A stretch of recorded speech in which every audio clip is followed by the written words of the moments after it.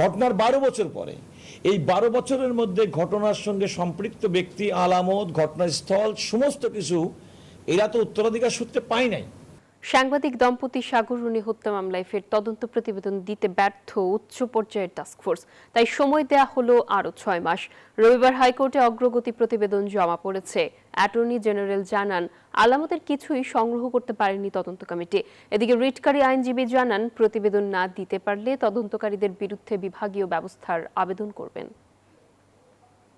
আওয়ামী লীগ সরকারের আমলে সাংবাদিক দম্পতি সাগর সারোয়ার ও মেহরুন রুনি হত্যাকাণ্ডের আশার আলো দেখেনি পরিবার।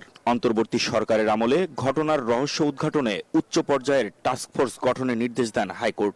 সেই টাস্কফোর্সকেও 2 বার 6 মাস করে সময় দেওয়া হয়, তাতেও খোলেনি জট। অবশেষে সময় দেওয়া হলো আরও 6 মাস। হাইকোর্টে জমা দেওয়া হয়েছে টাস্কফোর্সের করা তদন্তের অগ্রগতি প্রতিবেদন।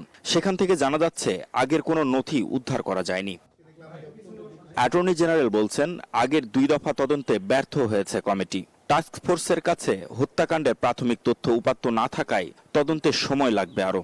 Spanish digital print tiles, ATI tiles, এক টাইলসে জীবন পার। টাস্কফোর্সের কাছে তো মেটেরিয়াল থাকতে হবে। এই টাস্কফোর্সের জন্ম তো 2024 সালে, ঘটনার 12 বছর পরে। এই 12 বছরের মধ্যে ঘটনার সঙ্গে সম্পৃক্ত ব্যক্তি, আলামত, ঘটনাস্থল সমস্ত কিছু এরা তো উত্তরাধিকার সূত্রে পায় নাই।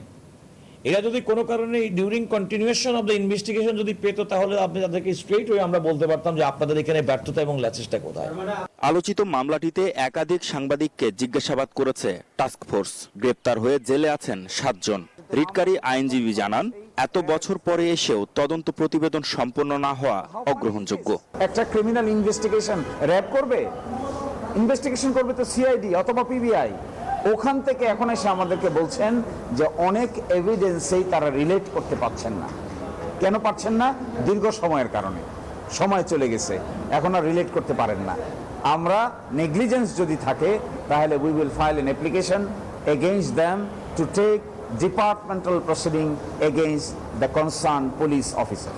2012 সালের 11 ফেব্রুয়ারি রাজধানীর পশ্চিম রাজাবাজারে নিজ বাসায় খুন হন সাংবাদিক দম্পতি সাগর ও রুনি। এই হত্যাকাণ্ডের তদন্ত প্রতিবেদন দাখিলের সময় নিম্ন আদালত এ পর্যন্ত 125 বার পিছিয়েছেন।